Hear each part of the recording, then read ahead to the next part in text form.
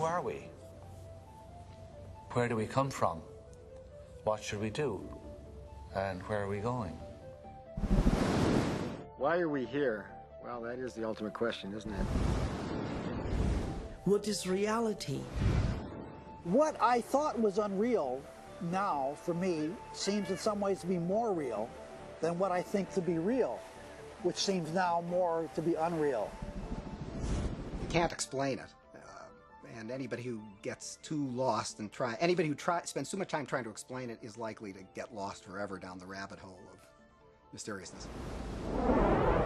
I think the more you look at quantum physics, the more mysterious and wondrous it becomes.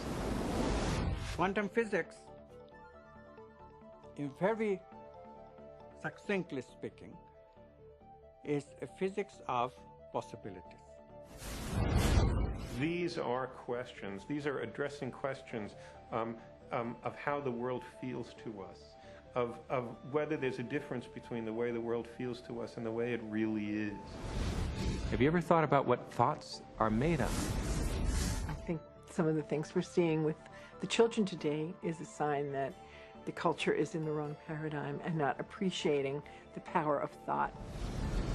Every age, every generation has its built-in assumptions that the world is flat, or that the world is round, etc.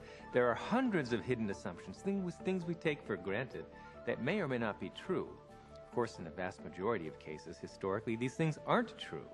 So presumably, if history is any guide, much about what we take for granted about the world simply isn't true. But we're locked into these precepts without even knowing it oftentimes. That's a paradox.